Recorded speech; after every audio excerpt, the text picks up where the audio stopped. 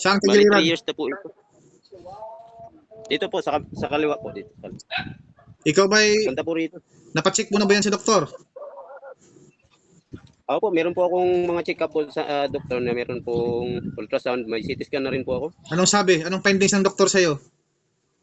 Eh, ang sabi daw po, mayroon daw akong fatty liver, tapos gallbladder po. Gallbladder. So anong pakiramdam mo ngayon sa sarili mo ngayon? Eh, wala, idol, pa rin. Ang sumasakit. Lalo na po pagka natutulog pa ako, pang bandaling araw, hindi na po ako nakakatayo eh. Parang namamanhid na yung mga... Sa albularyo, napatingin mo na ba yan? Ako po, napatingin ko na idol, pero Anong sabi? ang sabi rin po doon, daw po, infection daw po sa UTI. Infection sa UTI. Opo. O lunok, pasok.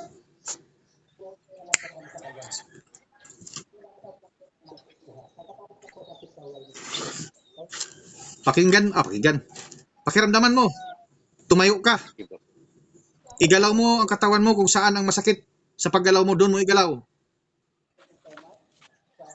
Pakinggan mo rin, pakiramdaman mo rin yung kidney mo, yung balakang mo.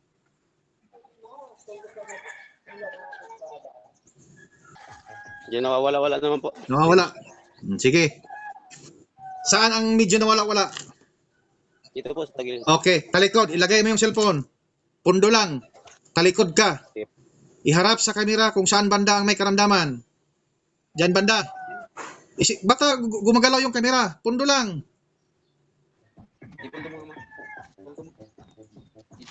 Yan. Diyan banda. Okay, pundo ha. Huwag gagalaw. Steady lang.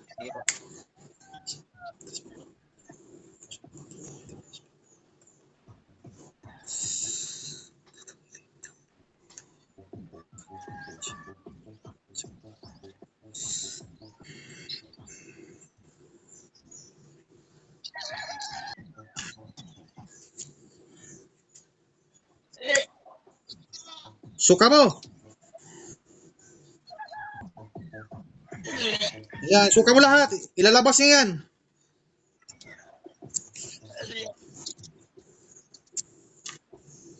Okay.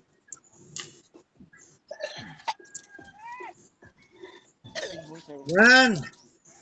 Suka mo lahat yan. Ilalabas niya yan.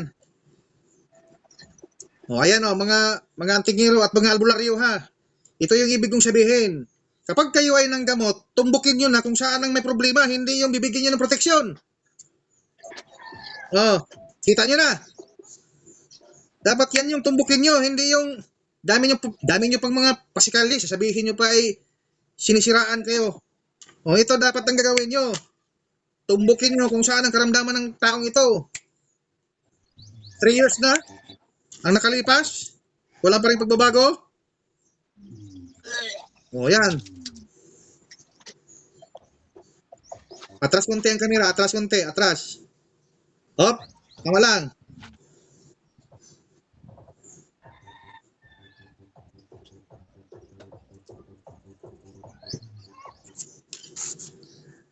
Harap.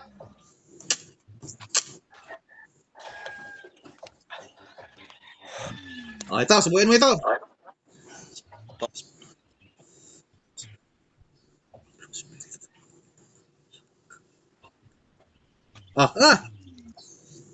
Pasok. Lunok.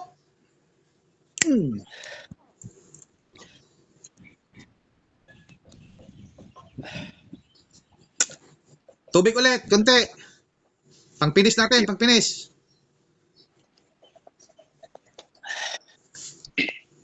Tutok lang. Pundo lang. Pundo. May tubig na. Okay.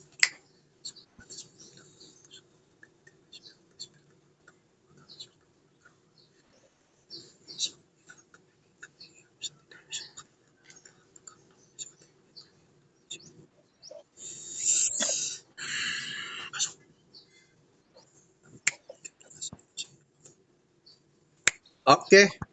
Namin mo. Pasok.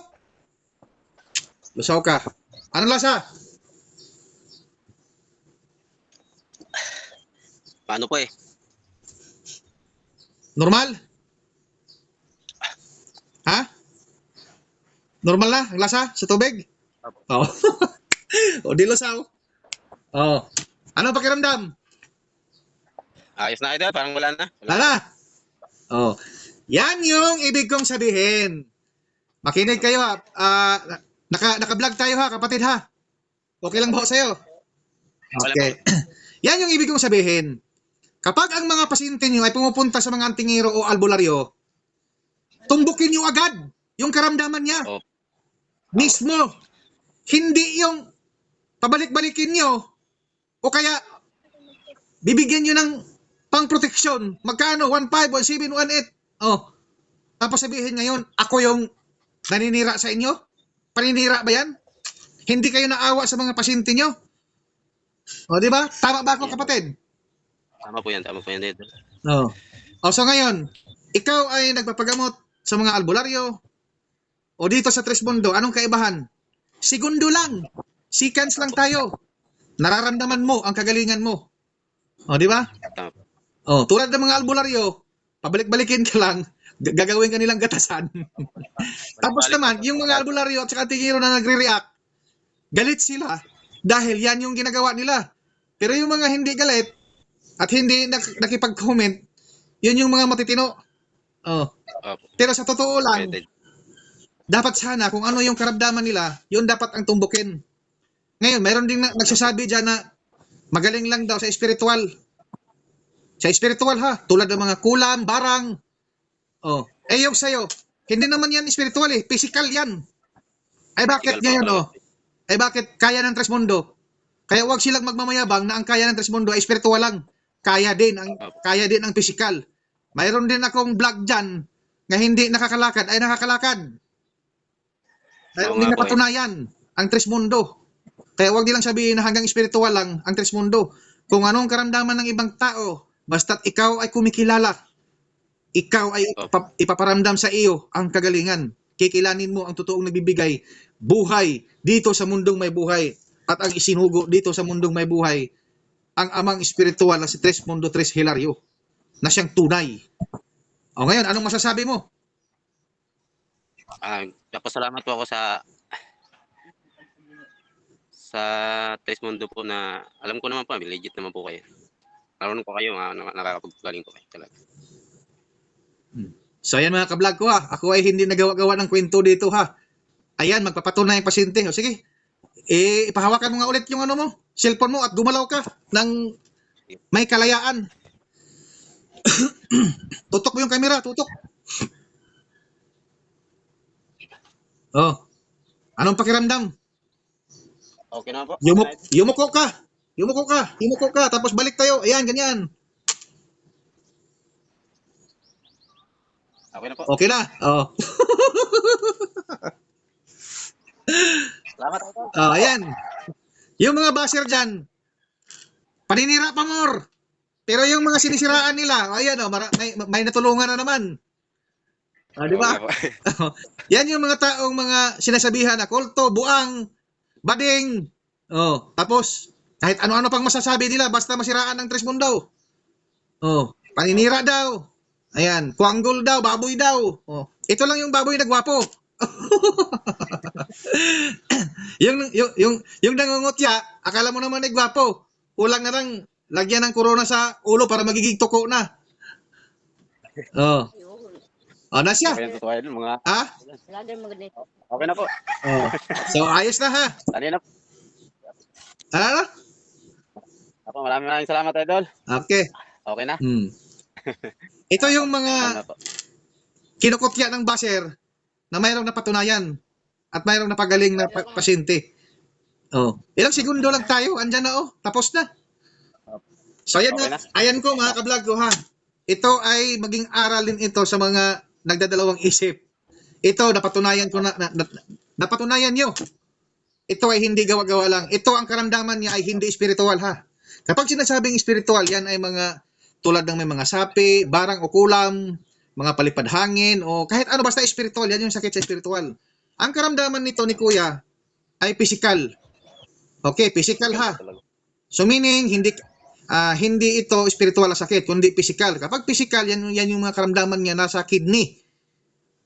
Oo, ngayon, kaya din yan ng Trismundo. Mayroon din akong vlog dyan na yung hindi nakakalakad ay nakakalakad kapag ikaw ay kumikilala ka lang at isa-isip mo sa puso at damdamin, giginhawa ka sa karamdaman mo. So mga ka-vlog ko, hanggang dito na lang. Naway na unawaan nyo at naintindihan nyo.